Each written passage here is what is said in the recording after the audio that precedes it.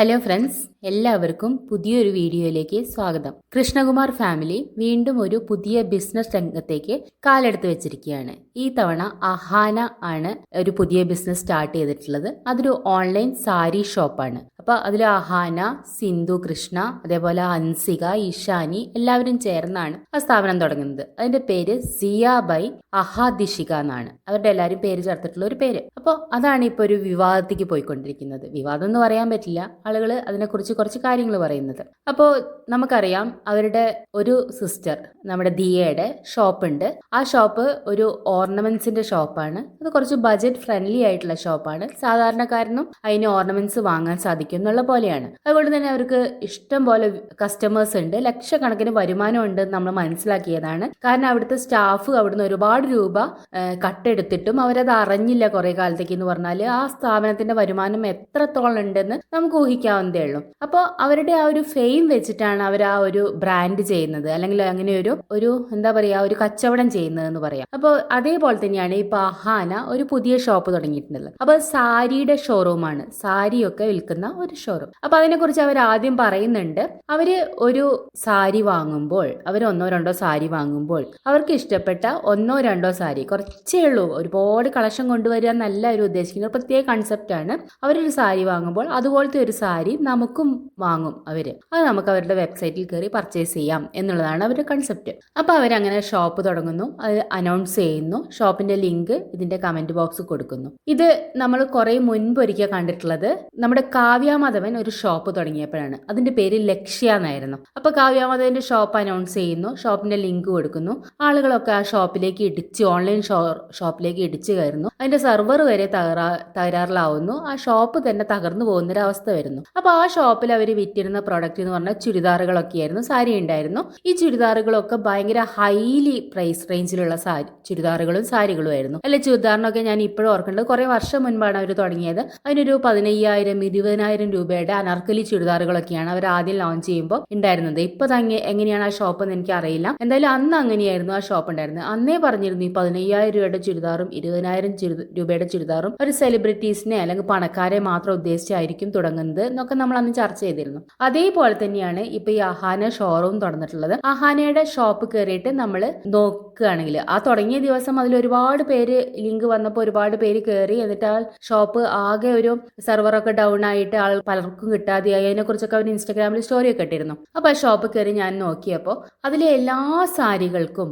7,000, 8,000, 10,000, 15,000 അങ്ങനെയാണ് അതിന്റെ price range. അപ്പോൾ ഈ ഷോപ്പ് കണ്ടപ്പോൾ ആളുകൾ അതിന്റെ അടിയിൽ, അഹാനയുടെ വീഡിയോയുടെ അടിയിൽ ധാരാളം കമന്റ് ഇട്ടിട്ടുണ്ട്. എന്തൊരു പ്രൈസ് ആണ്, ഭയങ്കര പ്രൈസ് ആണിത്, നിങ്ങളുടെ വീഡിയോ കാണുന്നത്. അവർ പറയുന്നത് ഞങ്ങളുടെ വ്യൂവേഴ്സിന് വേണ്ടി ഞങ്ങൾ കൊണ്ടുവരുന്ന പ്രൊഡക്റ്റ് എന്നാണ്. അവരുടെ വീഡിയോ കാണുന്ന, ഇപ്പൊ അവരുടെ വീഡിയോ വന്നു കഴിയുമ്പോൾ 1 ലക്ഷം, 2 ലക്ഷം, 10 ലക്ഷം, 20 ലക്ഷം, 50 ലക്ഷം ആളുകളൊക്കെ അവരുടെ വീഡിയോ കാണാറുണ്ട്. അവരൊക്കെ മിക്കവരും ഇപ്പൊ ഈ കേരളത്തിലെന്ന് പറഞ്ഞാല് 30 ലക്ഷം ആളുകൾ എടുത്താലും 30 ലക്ഷം ആളുകളും പണക്കാരല്ല. അതിൽ വളരെ കുറച്ച് ആളുകൾ പണക്കാരും ബാക്കി എല്ലാവരും സാധാരണക്കാരുമാണ്, മിഡിൽ ക്ലാസ് ഫാമിലീസ് ആണ്. അപ്പോൾ ഇവരുടെ വ്യൂസ് എന്ന് പറഞ്ഞാൽ ഒരു വിധം മിഡിൽ ക്ലാസ് ആളുകൾ തന്നെയായിരിക്കും. അവരെന്തായാലും ഒരു 10,000 രൂപയുടെയോ 15,000 രൂപയുടെയോ സാരി കോമൺ ആയിട്ട് വാങ്ങില്ല, പ്രത്യേകിച്ച് ഓൺലൈൻ ഷോപ്പിൽ നിന്നൊന്നും വാങ്ങാനേ സാധ്യതയില്ല. അപ്പോൾ നിങ്ങളുടെ വ്യൂസ്, നിങ്ങളുടെ വീഡിയോ കണ്ട് നിങ്ങൾക്ക് പണം ഉണ്ടാക്കി തരുന്ന, യൂട്യൂബ് മണി ഉണ്ടാക്കി തരുന്ന ആളുകളൊക്കെ സാധാരണക്കാരും, നിങ്ങൾ ഒരു പ്രൊഡക്റ്റ് കൊണ്ടുവന്ന് വിൽക്കാൻ ശ്രമിക്കുന്നത് വലിയ പണക്കാർക്കും വേണ്ടി മാത്രമാണ് എന്നുള്ള ധാരാളം വിമർശനം അതിൻ്റെ അടിയിൽ വന്നു എന്നുള്ളതാണ്. അപ്പോൾ ഇതെന്ന് പറഞ്ഞാൽ അവരുടെ ഒരു വാല്യൂ ആണ്, അതിൻ്റെ അവർ ബ്രാൻഡിൽ ഉൾക്കൊള്ളിച്ചിരിക്കുന്ന പ്രൊഡക്റ്റിന്റെ വില എന്ന് പറയുന്നത് ആ വ്യക്തിയുടെ ഒരു വാല്യൂ ആണെന്ന് വേണമെങ്കിൽ നമുക്ക് പറയാം. സെലിബ്രിറ്റീസ് ഒക്കെ ഏത് പ്രൊഡക്റ്റ് കൊണ്ടുവരുമ്പോഴും ഭയങ്കര ഹൈ പ്രൈസ് റേഞ്ചിലുള്ളതായിരിക്കും അത്. ഇപ്പൊ നമുക്കെന്ന് പറഞ്ഞാൽ പണ്ട് നമ്മുടെ ഒരു സോഷ്യൽ മീഡിയയ്ക്ക് മുൻപുള്ള കാലത്ത് നമ്മൾ ഈ സാരികളുടെ പേരൊക്കെ ആകെ കണ്ടിട്ടുള്ളത് വനിതാ ഗൃഹലക്ഷ്മി പോലെയുള്ള സ്ത്രീകളുടെ മാസികയിൽ മാത്രമാണ്.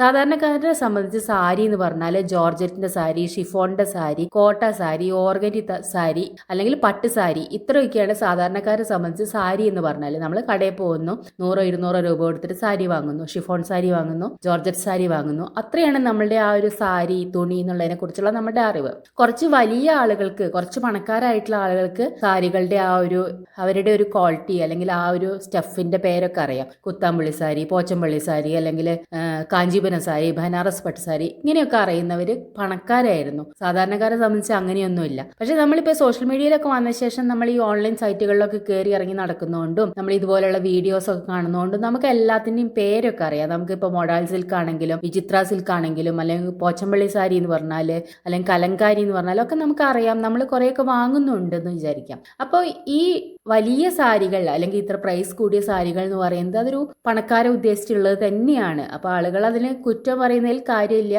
ആണ്. പക്ഷെ അവരതേ ഉദ്ദേശിക്കുന്നുള്ളൂ. അവർ വലിയ ആളുകളെ ഉദ്ദേശിച്ചായിരിക്കാം ആ പ്രൊഡക്റ്റ് ഇറക്കുന്നത് എന്നുള്ളതാണ്. ഇപ്പൊ ഞാനൊരു ഉദാഹരണം പറയാം. നമ്മുടെ പൂർണിമ ഇന്ദ്രജിത്തിന് ഒരു ഷോപ്പുണ്ട്. ഓഫ്ലൈൻ ഷോപ്പുണ്ട്, ഓൺലൈൻ ഷോപ്പുണ്ട്. പ്രാണ എന്നാണ് പേര്. അതില് അവരുടെ ഒരു സിഗ്നേച്ചർ പ്രൊഡക്റ്റ് ഉണ്ട്. ഒരു സാരി ഉണ്ട്, കുർത്തുണ്ട്, കഫ്താനുണ്ട്, എല്ലാം ഉണ്ട് അതിന്റെ. അത് പൊട്ട് സാരി എന്ന് പറയുന്ന സംഭവമാണ്. ഒരു കേരള സാരി, അതിൽ പൊട്ടിന്റെ ഡിസൈൻ, ഒരു വലിയ പൊട്ട് ചുറ്റും കുഞ്ഞു കുഞ്ഞു പൊട്ട് ആയിട്ടുള്ളൊരു ഡിസൈൻ. അത് അവരുടെ സിഗ്നേച്ചറാണ്. സിഗ്നേച്ചർ പ്രൊഡക്റ്റ് അവർ മാത്രം ഉണ്ടാക്കി അവർ ലോഞ്ച് ചെയ്തിട്ടുള്ള ഒരു പ്രൊഡക്റ്റ്. ഈ പ്രൊഡക്റ്റിന്റെ വില 10,000 രൂപയാണ്. അതിന്റെ ഹാൻഡ്ലൂം സാരിയുടെ വില 10,000 രൂപയാണ്. പിന്നെ അതിന്റെ കുർത്തയൊക്കെ ഉണ്ട്. ഒരു പൊട്ട് മാത്രം മുൻപിൽ വരുന്ന കുർത്ത 3,000 ചില്ലാനം രൂപ, അല്ലെങ്കിൽ ഹാൻഡ്ലൂം അല്ലാത്ത സാരിന്റെ 7,000 രൂപയോ 5,000 രൂപയോ എന്തായിട്ടുണ്ട്. അങ്ങനെ വളരെ വില കൂടിയ സാരിയാണത്. ഇതേ പ്രൊഡക്റ്റിന്റെ ചാത്തൻ സാധനവും നമ്മുടെ ഓൺലൈനിൽ കിട്ടും നമുക്ക്.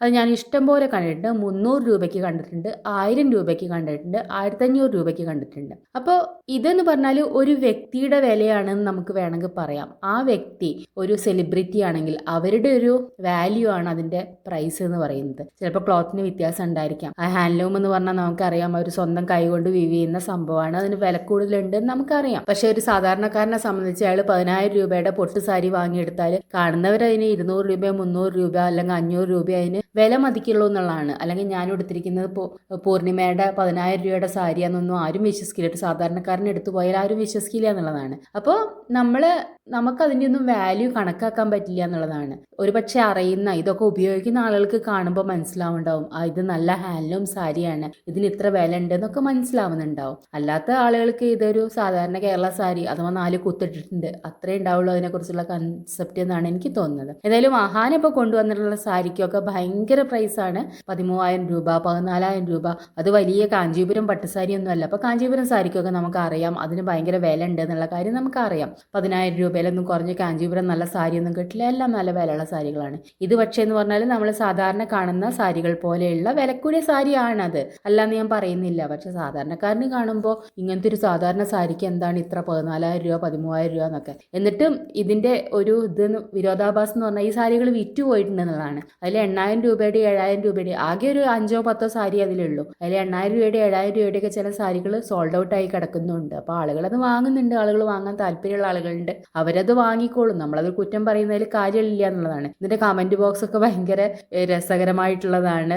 സാധാരണക്കാരൻ മീഷോന്ന് 200 രൂപയുടെ സാരി വാങ്ങിക്കോട്ടെ, പണക്കാരൻ ഹാനയുടെ ഷോറൂമിൽ നിന്ന് 15,000 രൂപയുടെ സാരി വാങ്ങിക്കോട്ടെ എന്നുള്ള പോലെ. അല്ലെങ്കിൽ സാധാരണക്കാരന് മീഷോ മതി എന്നാണല്ലോ നിങ്ങളെ ഉദ്ദേശം. നിങ്ങൾ പാവപ്പെട്ടവന് മാത്രം വലിയ സാരി വാങ്ങിക്കൊടുക്കുന്നവരാണല്ലോ. അങ്ങനെയൊക്കെയുള്ള ഒരുപാട് കമന്റുകൾ അതിലുണ്ട്. ഇതൊന്നും നമുക്ക് അങ്ങനെ ഒരു പ്രത്യേക അളവുകോല് വെച്ചിട്ട് അളന്നെടുക്കാൻ പറ്റുന്ന കാര്യങ്ങളൊന്നും അല്ല എന്നുള്ളതാണ്. കാശുള്ളവൻ അത്ര കാശ് കൊണ്ട് തന്നെയായിരിക്കും സാരികൾ വാങ്ങുന്നത്. അല്ലാതെ അവരിപ്പോൾ ഒരു 200 രൂപയുടെ സാരി വാങ്ങിയെടുക്കേണ്ട കാര്യമില്ല. പണം എന്ന് പറയുന്ന വസ്തുവിന് അതിൻ്റെതായ ചെലവ് അത് കാശുകാരൻ്റെ കൈ കിട്ടുമ്പോൾ അവർ വേറെ രീതിയിലായിരിക്കാം അത് ചെലവാക്കുന്നത്. അല്ലെങ്കിൽ കാശ് പിന്നെ എന്തിനാണ് നമുക്ക് ഉപയോഗിക്കാൻ വേണ്ടിയുള്ളത് തന്നെയല്ലേ. നമ്മളെ കയ്യിൽ 200 രൂപയുള്ളൂ വെച്ചിട്ട് ഒരാളുടെ കയ്യിൽ വെറുതെ 2 ലക്ഷം രൂപ ഉണ്ട് വെച്ചാൽ അയാൾക്കത് അയാളുടെ ഇഷ്ടം പോലെ ചെലവാക്കാം എന്നല്ലേ നമുക്ക് പറയാൻ പറ്റുള്ളൂ. എൻ്റെ വ്യക്തിപരമായ അഭിപ്രായം പറയുകയാണെങ്കിൽ ഒരു 15,000 രൂപയുടെ സാരിയോ 20,000 രൂപയുടെ സാരിയോ വാങ്ങി ഡെയിലി സാധാരണ കാര്യങ്ങൾക്ക്, ഇപ്പം നമുക്കൊരു കല്യാണം, നമ്മളെ സ്വന്തം കല്യാണത്തിന് നമ്മൾ 20,000 രൂപയുടെ സാരി വാങ്ങുന്നു, അല്ലെങ്കിൽ 50,000 1 ലക്ഷം രൂപ കൊടുത്തിട്ട് സാരി വാങ്ങുന്നു.